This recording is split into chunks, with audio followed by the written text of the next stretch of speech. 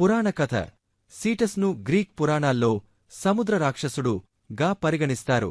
ఇది ఏథియోపియా రాణి కాసియోపియా కుమార్తె ఆండ్రోమెడాను బలికోసం బంధించిన సముద్ర రాక్షసుడు. పెర్సియస్ ఈ రాక్షసుణ్ణి ఓడించి ఆండ్రోమెడాను రక్షించాడు. సీటస్ నక్షత్రరాశి ఒక సముద్ర సర్పం లేదా తిమింగలం రూపంలో ఉంటుంది.